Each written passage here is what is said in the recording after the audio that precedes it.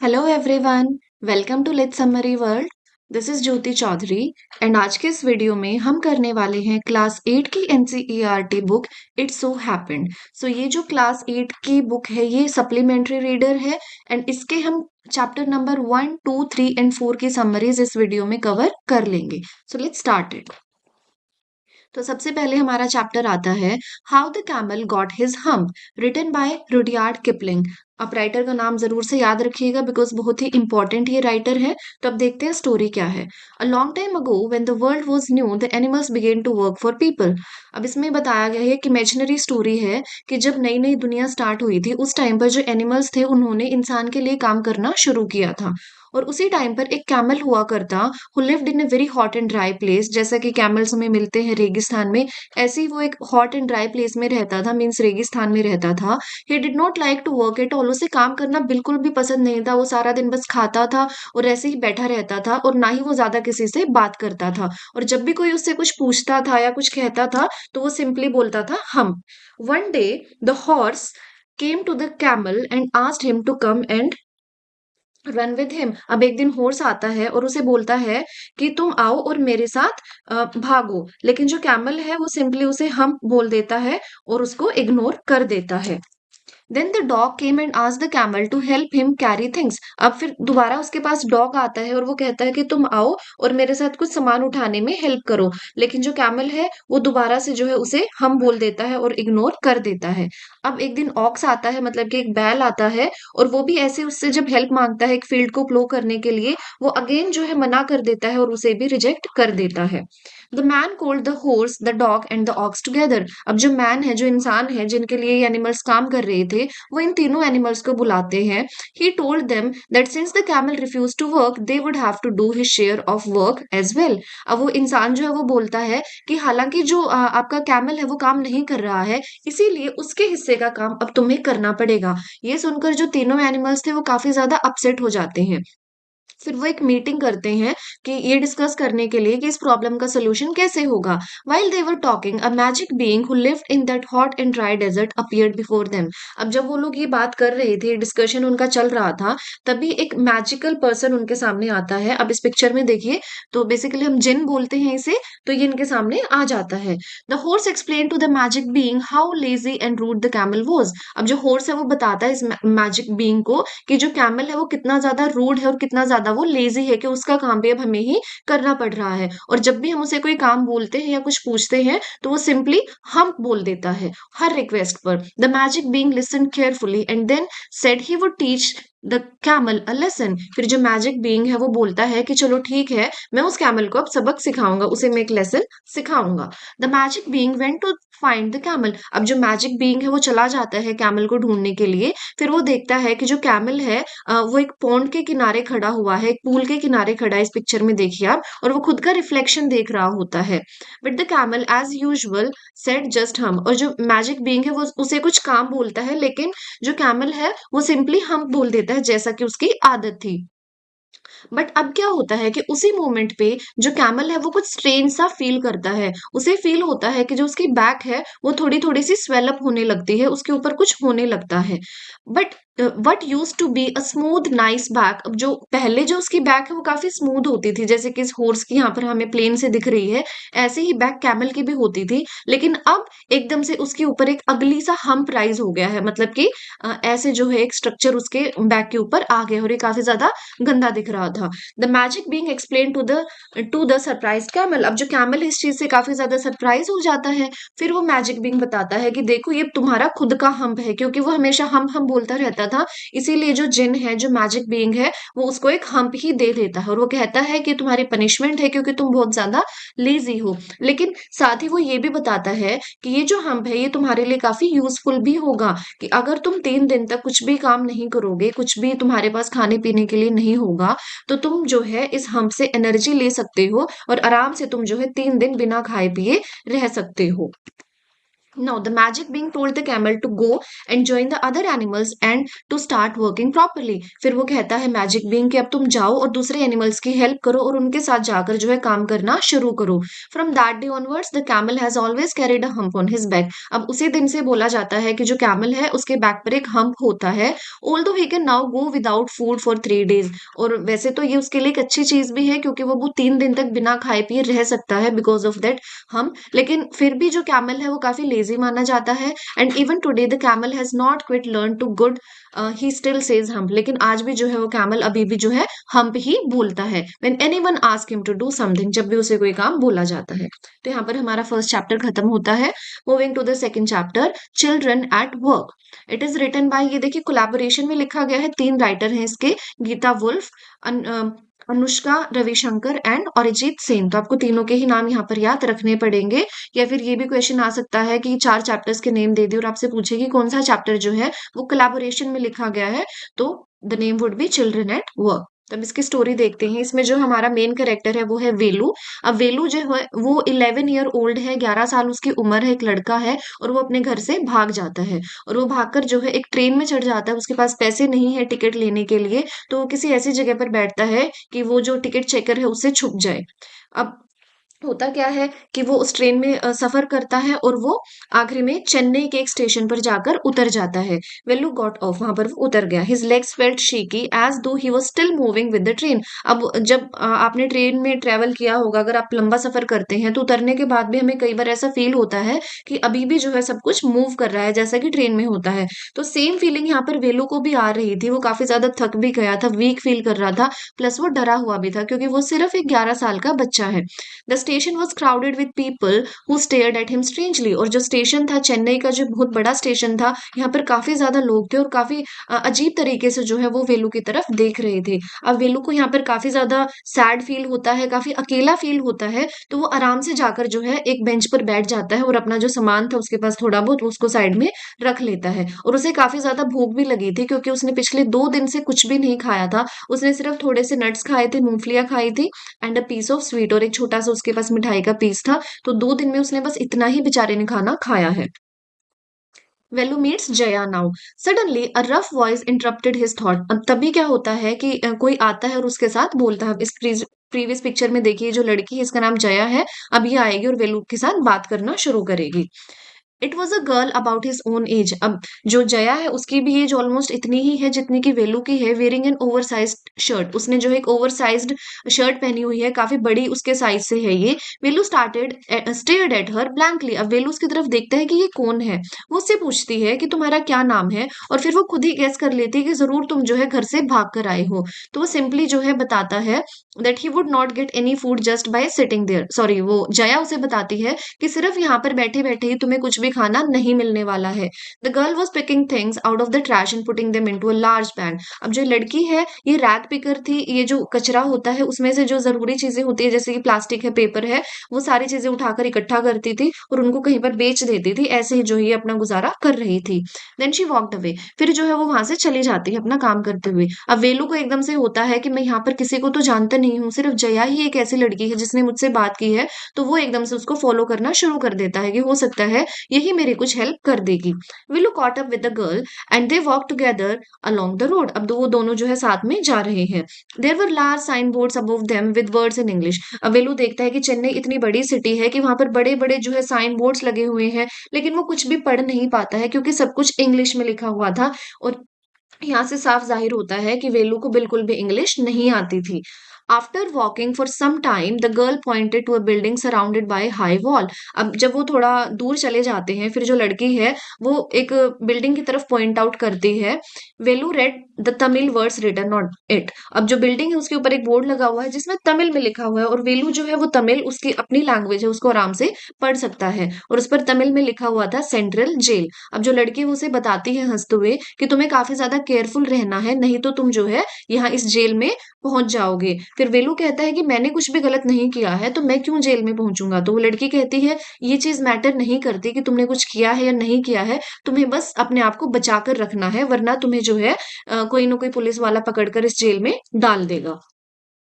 Now at the wedding hall, they walked for about an hour until they stopped in front of a large building. अब वो 1 घंटे तक चलते रहते हैं, फिर वो एक काफी बड़ी सी बिल्डिंग आती है, उसके सामने पहुंचते हैं। अब यहाँ पर भी तमिल में लिखा हुआ है, तो वेलू जो है इसे आराम से पढ़ लेता है। यहाँ लिखा है श्री राजेश्वरी प्रसन्ना कल्याणा Mandapam.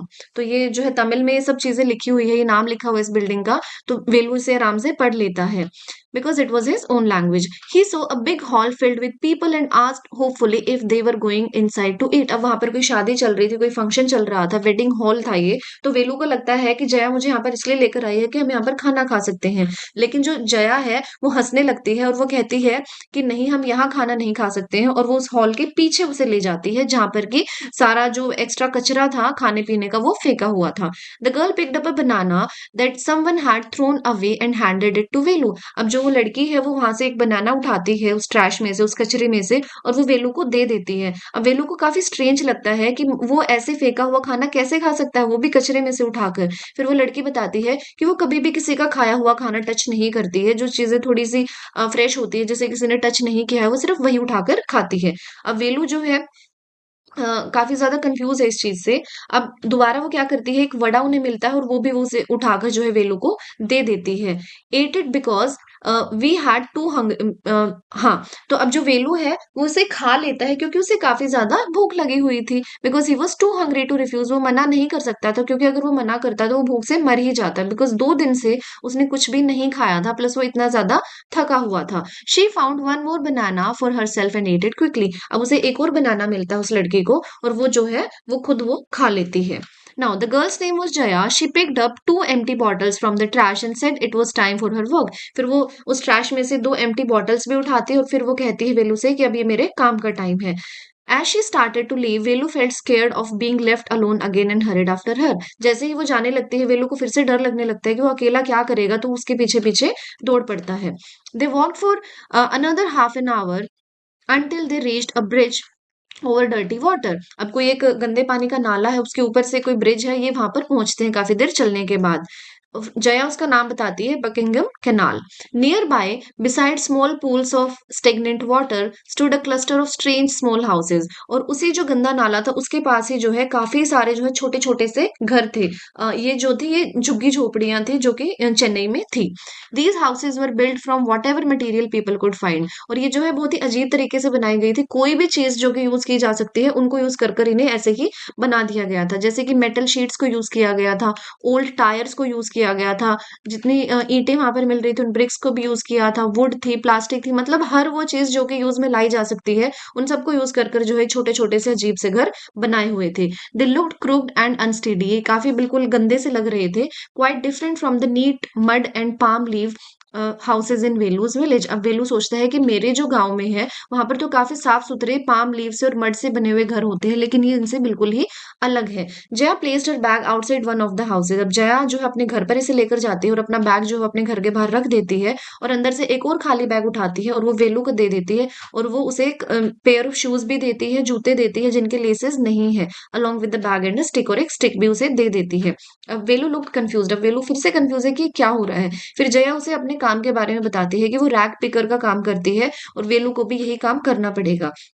Children like her collected paper, plastic, glass and other things from the street and sold them to a man named Jaggu. अब जग्गू एक इंसान है जो कि ये काम करता है और ये सारा जो कचरा ये कलेक्ट करते हैं, जो काम आ सकता है, रीयूज हो सकता है, वो जाकर जो है जग्गू को बेच देते हैं, जो कि जाम बाजार में होता है ये काम। Jaggu then sold the materials to a factory, और जो जग्गू है फिर वो ये सारा मटेरियल कलेक्ट कर कर एक फैक्ट्री में बेच देता है। Velu did not want to do this kind of work. अब वेलू जो इस टाइप का काम करने के लिए तो यहाँ पर नहीं आया था और वो करना भी नहीं चाहता था, लेकिन उसके पास कोई और ऑप्शन भी नहीं था। But with no other choice for the moment he sighed and followed Jaya. तो वो एक लंबी गहरी सांस लेता है और वो जो है जया को फॉलो करना शुरू कर देता है, hoping to find a better job sooner. वो सोचता है कि उसे जो है इससे ढंग का काम जल्दी ही मिल जाएगा। और यहीं पर हमारा चैप्टर खत्म हो जाता है। Moving to our chapter 3, the giant's garden. काफी प्यारी सी स्टोरी आप इस चैप्टर की देखेंगे, written by Oscar Wilde. There were there was once a beautiful garden that belong to a giant. अब जाइंट क्या होता है? जाइंट होता है काफी ह्यूज, काफी बड़ा। तो यहाँ पर आप देख सकते हैं इस पिक्चर में कि जो बच्चे हैं वो कितने छोटे छोटे हैं, और ये जो इंसान है ये कितना बड़ा है, मतलब कि नॉर्मल हाइट से जिसकी बहुत ज्यादा हाइट हो उसको हम जाइंट बोल सकते हैं। Every afternoon after school the children use to come and play in it. अब एक काफी बड़ा गार्डन था यहाँ पर, और जो ये गार्डन था ये इस जाइंट का था, और बच्चे यहाँ पर काफी ज्यादा खेलने के लिए आते थे। और जो ये गार्डन है इसमें काफी प्यारी सी घास थी और फ्रूट्स के ट्रीज लगे हुए थे, मतलब बहुत ही प्यारा ये गार्डन था। The fruits on the trees was sweet and delicious. Beautiful birds sang sweet songs among the branches and the children were very happy there. और जो birds थे वो भी यहाँ पर आते थे, और जो fruits थे वो भी काफी ज्यादा मीठे होते थे। लेकिन अब जो जाइंट है वो वापस अपने घर आ जाता है, क्योंकि वो पिछले 7 साल से कहीं पर गया हुआ था, अपने एक फ्रेंड को मिलने के लिए गया हुआ था। When he arrived he saw the children playing happily in his garden. फिर वो आता है तो देखता है कि बच्चे कितना खुशी खुशी उसके गार्डन में खेल रहे हैं, लेकिन उसे ये चीज पसंद नहीं आती, उसे काफी गुस्सा आ जाता है, और वो गुस्से में चिल्लाकर कहता है, this is my own garden, कि मेरा गार्डन है, यहाँ पर कोई भी जो है अलाउड नहीं है। He immediately build a high wall around the garden and put up a big notice board and that read, trespassers will be punished. फिर वो बड़ी-बड़ी जो है वॉल्स बना देता है, उस गार्डन के बाहर दीवार खड़ी कर देता है, और एक साइन भी लगा देता है कि कोई भी जो है इसके अंदर घुसने की कोशिश करेगा, उन्हें पनिशमेंट मिलेगी। Now the poor children had nowhere to play. अब जो बच्चे हैं उनके पास खेलने के लिए कोई जगह ही नहीं बची है। वो रोड पर खेलने की कोशिश करते हैं, लेकिन वहां पर जो रोड है वो काफी ज्यादा हार्ड है, वहां पर ग्रास नहीं है, प्लस उनके लिए वहां पर डेंजर भी है। They often stood outside the high wall sadly talking about the beautiful garden inside. वो काफी बार जो बच्चे हैं वो उस वॉल्स के बाहर खड़े होते हैं, दीवारों के बाहर खड़े होते हैं और सोचते हैं उस गार्डन के बारे में। व्हेन स्प्रिंग केम, अब जब स्प्रिंग का मौसम आता है, मैंने आपको पिछली वीडियो में भी बताया था कि स्प्रिंग जो है काफी हैप्पी टाइम होता है, सारी चीजें नई नई खिल रही होती हैं, अलग अलग तरीके के बर्ड्स आते हैं, नए फूल खिलते हैं। The whole country was filled with flowers and little birds. तो यहाँ पर भी जो है पूरी कंट्री में फ्लावर्स खिल रहे थे, बर्ड्स आए हुए थे, लेकिन जो जाइंट का गार्डन था उसमें अभी भी विंटर थी। विंटर जो है सैड टाइम से रिलेट किया जाता है हमारे लिटरेचर में। The birds did not care to sing because there were no children. और जो बर्ड्स है वो भी यहाँ पर नहीं आ रहे थे, ना ही वो अपना गाना गा रहे थे, क्योंकि यहाँ पर कोई भी बच्चा ही नहीं था। When the flowers tried to put their heads out of the ground, they saw that they saw the notice board and went back to sleep. अब जो फ्लावर्स हैं जब वो खिलने की कोशिश करते हैं इस गार्डन में, तभी वो नोटिस बोर्ड देख लेते हैं कि trace passers will be punished. तो इसलिए वो भी जो है वापस चले जाते हैं, और यहाँ पर कोई भी ट्री, कोई भी फ्लावर जो है नहीं खिलता है। स्नो कवर्ड द ग्रास, और जो स्नो है उसने पूरी ग्रास को ढक रखा है। आइस जो है ट्रीज पर गिरी हुई है, और बिल्कुल तेज तेज जो है ठंडी हवाएं चल रही हैं। The hell also came and danced widely on the roof. और यहाँ पर जो है हेलिंग भी होती है, मतलब कि ओले भी गिरते हैं उसके रूफ में। तो मतलब सब कुछ बिल्कुल सैड सैड है, क्योंकि यहाँ पर बच्चे नहीं आ रहे हैं। अब एक मॉर्निंग क्या होता है, उसे एक बर्ड की आवाज आती है जायंट को। उसे लगता है कि कितना प्यारा सॉन्ग, उसे लगता है कि कोई किंग का म्यूजिशियन यहाँ से जा रहा है, but it was only little Lynette singing outside the window. लेकिन वो देखता है कि ये तो एक छोटा सा बर्ड है जो कि सिंग कर रहा है, क्योंकि काफी सालों से जो है यहाँ पर स्प्रिंग नहीं आई थी अब इस गार्डन में। Then the hail stop dancing. अब एकदम से जो है जो बारिश हो रही थी या फिर जो ओले गिर रहे थे वो भी बंद हो जाते हैं, और जो ठंडी हवाएं चल रही थी वो भी बंद हो जाती है, और एक काफी प्यारी सी जो है उसे खुशबू आती है। और जब वो अपनी विंडो खोलता है तो वो सोचता है, I believe spring has come at last. उसे लगता है कि स्प्रिंग जो है फाइनली मेरे गार्डन में आ गई है। The giant jumped out of his bed and looked out of the window. फिर वो विंडो से बाहर देखता है, तो वो देखता है कि बहुत ही प्यारा सा उसे एक सीन दिखाई देता है कि जो बच्चे हैं वो वहां पर खेल रहे हैं, क्योंकि एक छोटा सा होल हो गया था उस वॉल में, और वो वहां से जो है उस गार्डन के अंदर घुस गए थे। इसीलिए जो ट्रीज है वो भी जो है काफी ब्लॉसम आ गई है, वहां पर काफी ज्यादा फ्लावर्स आ गए हैं। Birds were flying above and singing happily. Birds आ गए हैं, अपने गाने गा रहे हैं बर्ड्स जो हैं। फ्लावर्स हैं वो भी खिल गए हैं, हर जगह पर स्माइल कर रहे हैं flowers. But in one corner of the garden it was still winter. अब ये इंपॉर्टेंट पार्ट है कि एक कॉर्नर है गार्डन का, वहां पर अभी भी विंटर है। अब देखिए इस कॉर्नर में आपको दिखेगा कि एक छोटा सा बच्चा है, और ये जो पेड़ है ये अभी भी सूखा हुआ और उसके ऊपर बर्फ गिरी हुई है। बर्ड्स ओके या he was too small to climb the tree. अब यहाँ पर क्या होता है कि जो एक छोटा सा बच्चा है ये उस ट्री पर चढ़ना चाहता है, लेकिन वो इतना छोटा है कि वो उस ट्री पर चढ़ नहीं पा रहा है। तो अब जो जाइंट है वो इस चीज को देखता है, तो वो उस तरफ जाता है। वो सोचता है कि क्यों ना मैं इस बच्चे की हेल्प करूं, क्योंकि काफी टाइम के बाद स्प्रिंग आई थी, तो उसका जो हार्ट था वो मेल्ट हो गया था, उसे काफी अच्छा फील हो रहा था। लेकिन जैसे ही वो उस साइड जाने लगता है तो जो और बच्चे थे वो सारे काफी डर जाते हैं उससे। The giant tiptoed into the garden when the children saw him, तो जो बच्चे हैं वो वहां से भाग जाते हैं डर कर, and the garden became winter once again, और जो गार्डन वो फिर से विंटर जैसा बन जाता है। But the little boy did not see the giant coming, लेकिन जो बच्चा है वो इतना ज्यादा रो रहा था कि उसने उस जाइंट को आते हुए देखा ही नहीं। तभी जो जाइंट है वो जाता है आराम से, वो अपने बड़े बड़े हाथों में उस छोटे से बच्चे को उठाता है और ट्री के ऊपर बिठा देता है। ये देखकर वो जो छोटा बच्चा है वो उसे हग करता है, और जो दूसरे बच्चे हैं वो भी देखते हैं कि जो जाइंट है वो गुस्सा नहीं है, वो एंग्री बिल्कुल भी नहीं है, इसलिए वो भी भागकर जो है वापस गार्डन में आ जाते हैं, जिससे कि दोबारा से वहां पर जो स्प्रिंग है वापस आ जाती है। Spring return to the whole garden. The giant told the children, जो जाइंट है फिर वो बच्चों को बताता है, this garden now belongs to you, कि जो गार्डन है अब ये तुम्हारा है, तुम यहाँ आ सकते हो और यहाँ पर खेल सकते हो जब भी तुम चाहो। और जो उसने दीवार बनाई थी उसको भी वो जो है तोड़ देता है।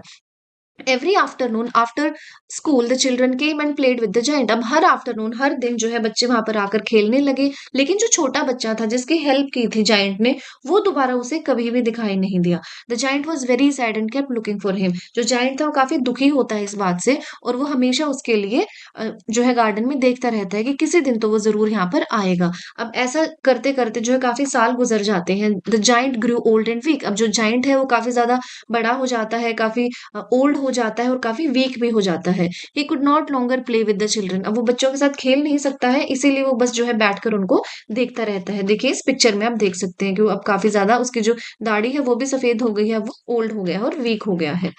One winter morning the giant looked out of his window, अब सर्दियों का टाइम है और वो जब जाइंट अपने विंडो के बाहर देखता है, सडनली ही रब्ड हिज आईज इन वंडर, तभी उसे एकदम से शॉकिंग सा कुछ दिखाई देता है। In the farthest corner of the garden stood a tree covered with lovely white blossom, वो देखता है कि विंटर के टाइम में जब कोई भी ब्लॉसम नहीं होती है, फ्लावर्स नहीं होते हैं, एक कॉर्नर में एक ट्री है जिसके ऊपर व्हाइट कलर के ब्लॉसम के फ्लावर्स आए हुए हैं। It's branch were of silver, उसकी जो ब्रांचेस थी ट्री की वो सिल्वर की थी, और जो उसका ट्रंक था, जो तना था मेन, वो गोल्ड का था। Under the tree stood the little boy he had loved, और उसी पेड़ के नीचे वो छोटा बच्चा खड़ा हुआ था जिसके लिए वो हमेशा ढूंढता रहता था। There were marks of nails on the palms of his hands and on his little feet, वो देखता है कि जो बच्चा है उसके दोनों हथेलियों पे और उसके दोनों पैरों पर कील के निशान है, कील से उसको चोट लगी हुई है। The giant ran down the stair full of anger, अब वो एकदम से नीचे आता है, जाइंट वो ऊपर होता है स्टेयर सीढ़ियों से, वो नीचे आता है और गुस्से में कहता है, who has dare to hurt you, किसकी हिम्मत हुई कि तुम्हें हर्ट किया इतना, tell me I will take my biggest sword and kill him, तुम मुझे बताओ, मैं अपनी सबसे बड़ी तलवार लूंगा और उसे मार दूंगा। नहीं, आंसवर्ड द चाइल्ड, वो बच्चा कहता है कि नहीं, these are the wounds of love, जो ये चोट है, जो ये वुंड्स है वो प्यार के हैं। The giant suddenly felt very strange, जो जाइंट है उसे काफी स्ट्रेंज फील होता है। ही knelt down before the little boy and asked in great words, who are you, जो चाइल्ड है वो नीचे नील डाउन करता है, वो अपने घुटनों पर आ जाता है और उससे पूछता है कि तुम कौन हो। The child smiled sweetly and answered, वो बिल्कुल प्यार से जो बच्चा है वो स्माइल करता है और कहता है, you once let me play in your garden, कि तुमने एक बार जो है मुझे अपने गार्डन में खेलने दिया था। Today you shall come with me to my garden which is paradise, तो आज तुम जो है मेरे साथ आ जाओ मेरे गार्डन में, जो कि पैराडाइज है, जो कि स्वर्ग है। मतलब ये बच्चा कौन था, ये जीसस क्राइस्ट खुद थे, जो कि उस जाइंट को लेने आए थे। अब उस जाइंट का लास्ट का टाइम आ चुका है और जीसस क्राइस्ट खुद जो है अर्थ पर आते हैं उसे लेने के लिए। The next morning when the children came to play, जब अगले दिन जो बच्चे आते हैं खेलने, they found the giant lying dead under the tree, वो देखते हैं कि जो जाइंट है वो मर चुका है और वो एक पेड़ के नीचे है। He was covered all over with white blossom, देखिए इस पिक्चर में जो वो है पूरे तरीके से फ्लावर्स के अंदर ढका हुआ है, व्हाइट कलर के ब्लॉसम्स के फ्लावर्स में, and he looked very happy, और वो काफी ज्यादा हैप्पी दिखाई देता है। और यहीं पर हमारा चैप्टर खत्म हो जाता है। तो देखिए कितनी प्यारी इसकी स्टोरी थी। Now last chapter for this video, Hafeez the name is the treasure with in, कि आपके अंदर का जो ट्रेजर होता है, आपके अंदर जो खजाना होता है। ये हफीज कॉन्ट्रैक्टर जो है हमारे मेन कैरेक्टर यहाँ पर आ जाते हैं। ये एक इंटरव्यू पर बेस्ड ये चैप्टर है, तो इसका कोई राइटर स्पेसिफिक नहीं है। Hafeez contractor did not like school at all, अब इसमें बताया गया है कि जो ये हफीज कॉन्ट्रैक्टर है, इनकी पिक्चर आप देख सकते हैं, इनको स्कूल बिल्कुल भी पसंद नहीं था। ये कभी भी बहुत ज्यादा अच्छे स्टूडेंट नहीं थे, कभी भी फर्स्ट या सेकंड नहीं आते थे, और ये सिर्फ फर्स्ट सेकंड क्लास तक ही थोड़े ठीक ठाक स्टूडेंट थे। उसके बाद इनकी यही हालत हो गई थी कि इन्हें स्कूल बिल्कुल पसंद नहीं था, ये बिल्कुल भी पढ़ाई नहीं करते थे, एंड स्पेशली मैथमेटिक्स, मैथमेटिक्स तो इन्हें बिल्कुल ही अच्छा नहीं लगता था। Contractor loved playing games and making jokes. ये बस इनका ऐसा ही कैरेक्टर था कि स्कूल में इन्हें सिर्फ खेलना पसंद था, जोक्स करना पसंद था। He was very good at sports and won many prizes. लेकिन स्पोर्ट्स में काफी ज्यादा अच्छे थे और इनको काफी प्राइजेस भी मिलते थे। ये इवन अपने स्कूल की क्रिकेट टीम के कैप्टन भी थे उस टाइम पर। He only manage to pass his exam by cheating. और ये जो अपने एग्जाम्स होते थे उनमें सिर्फ पास ही हो पाते थे और वो भी चीटिंग कर कर अपने आगे पीछे जो भी इनके फ्रेंड्स होते थे उनसे कॉपी कर कर जैसे तैसे बस पास हो जाते थे। But well but when he was in the 11th standard, जब लेकिन जब ये 11th स्टैंडर्ड में होते हैं, the principal called him and spoke seriously. जो प्रिंसिपल है वो इसको बुलाते हैं और उन्हें सीरियसली बताते हैं कि तुम सुनो बेटा, कि अब जो है मैं तुम्हारी हेल्प नहीं कर पाऊंगा और तुम काफी ज्यादा कैपेबल हो लेकिन तुम फिर भी पढ़ते नहीं हो और अब आगे जो है तुम्हें खुद ही अपनी हेल्प करनी पड़ेगी। Now you must help yourself. The principal advised him to work hard and study properly. और वो प्रिंसिपल जो है वो इसे एडवाइस करते हैं कि तुम जो है मेहनत से काम करो, हार्ड वर्क करो और अच्छे से पढ़ना शुरू कर दो। Contractor took the advice seriously. जो कॉन्ट्रैक्टर वो इनकी एडवाइस जो सीरियसली ले लेते हैं और लेकिन फिर भी जो है जैसे तैसे इनके सिर्फ 50% मार्क्स ही आते हैं इनके एसएससी के एग्जामिनेशन में। ड्यूरिंग एन इंटरव्यू विद बेला राजा। अब जो इंटरव्यूअर है यहाँ पर वो बेला राजा है। इसी इंटरव्यू की मैं बात आपसे कर रही थी बिल्कुल स्टार्टिंग में। ये हफीज कॉन्ट्रैक्टर का इंटरव्यू ले रहे हैं। तो ये पूछते हैं हफीज कॉन्ट्रैक्टर से, if he had ever been punished at school, कि आपको क्या कभी भी स्कूल में पनिशमेंट मिली है। तो ये बताते हैं कि हाँ, मुझे लगभग हर रोज पनिशमेंट मिलती थी, हर वीक मुझे पनिशमेंट मिलती थी। मेरे जो टीचर्स है वो मुझे डंडे भी मारते थे, स्टिक से मेरी पिटाई करते थे। All he wanted to do was play. लेकिन इन्हें कोई फर्क नहीं पड़ता था उस चीज से, इन्हें सिर्फ एक ही बात से फर्क पड़ता था कि ये सिर्फ खेलना चाहते थे। Contractor was only interested in playing and having fun. कि इन्हें सिर्फ मजा आता था खेलने में या फिर कोई मजे करने में। He had a group of friends with whom he fought other groups and made secret plans। इनका एक ग्रुप भी था ऐसे ही बच्चों का जिनके साथ ये फाइटिंग भी करते थे और काफी सीक्रेट जो है ये प्लान्स बनाते रहते थे। These activities are far more exciting to him than books। इन्हें बुक से ज्यादा इन्हीं चीजों में जो है मजा आता था। One day when he did not want to study, he started making noise in class। एक दिन जब ये पढ़ना नहीं चाहते थे तो इन्होंने क्लास में शोर मचाना शुरू कर दिया और लास्ट में जो है 1 घंटे तक ये लोग चोर पुलिस खेल रहे थे। After finishing school Contractor wanted to join army. जब इनका स्कूल खत्म हो जाता है, right after his +2 12th class, ये आर्मी ज्वाइन करना चाहते थे लेकिन इनकी जो आंट है उन्होंने रिफ्यूज कर दिया। फिर ये पुलिस फोर्स ज्वाइन करना चाहते थे लेकिन इस चीज के लिए इनकी मदर ने रिफ्यूज कर दिया और इनकी मदर ने बोला, बजाय कि तुम अभी कोई जॉब करने के, मैं चाहती हूँ कि तुम कॉलेज में जाओ। विद सम हेल्प, कुछ हेल्प होने की वजह से जो है इनका एडमिशन हो जाता है जय हिंद कॉलेज में। There he had to study French. और वहां पर इनको फ्रेंच पढ़नी पड़ती थी जो कि इन्हें बिल्कुल भी नहीं आती थी और ये बिल्कुल भी उसे समझ नहीं पा रहे थे।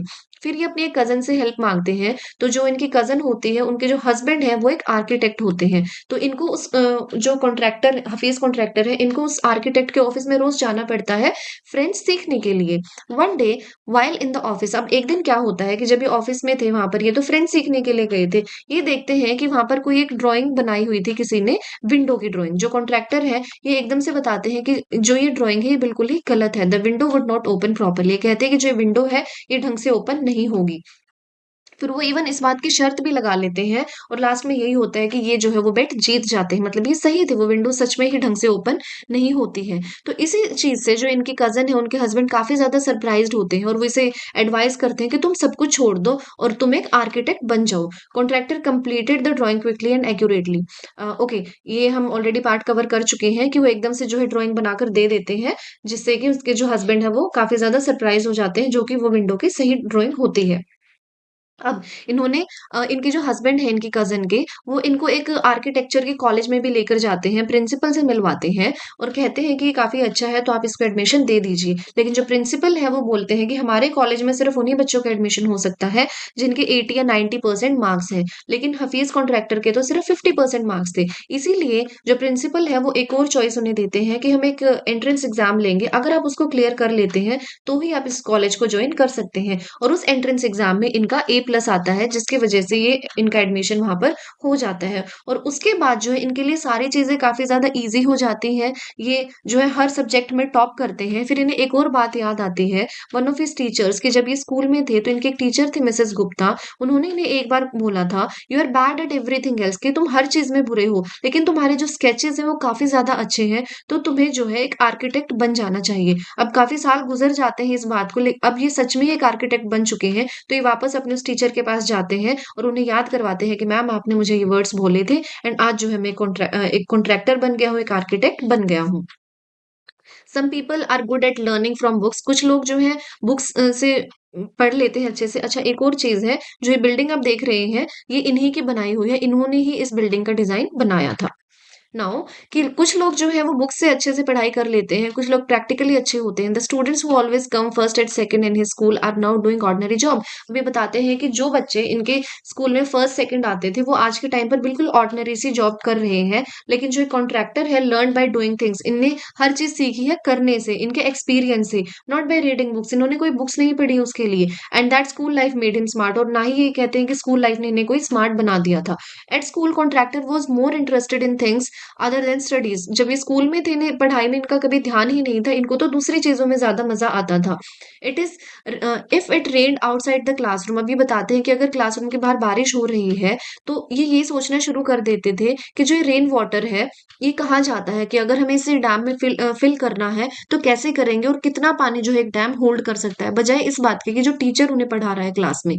Sometimes his friends needed his cover help because the school had very strict rule. अब जिस स्कूल में ये थे उसके रूल्स जो है काफी ज्यादा स्ट्रिक्ट थे। तो एक एग्जाम्पल देते हैं कि अगर किसी इनके फ्रेंड का बटन टूट जाता है किसी फाइट में, तो ये चौक से जो है इतना अच्छा बटन बना देते थे कि कोई भी जो है उसको नोटिस नहीं कर सकता था कि एक रियल बटन है या फिर एक चौक से बनाया हुआ बटन है, जिससे कि इनके जो फ्रेंड्स हैं वो पनिशमेंट से बच जाते थे।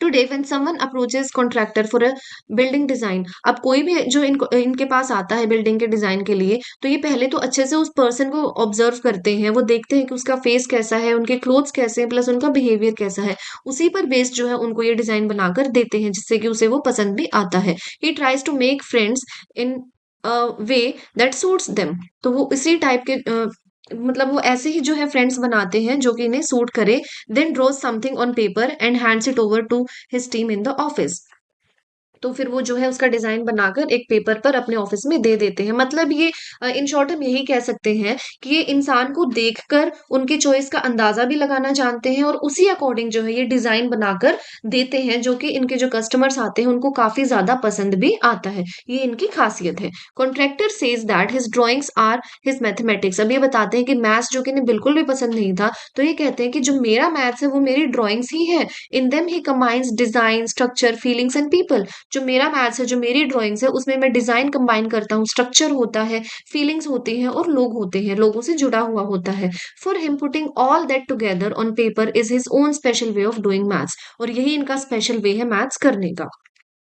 सो here we come to the end. हमने 4 चैप्टर्स की समरी कर ली है। 4 और चैप्टर्स हैं जो कि आपके लिए इंपॉर्टेंट है करने, वो नेक्स्ट वीडियो में हम कवर कर लेंगे, और हमारी क्लास 8 की 2 बुक्स कवर हो जाएंगी। And after that we will start Purvi. Okay, so please like, share, and subscribe the channel and keep watching. Thank you very much.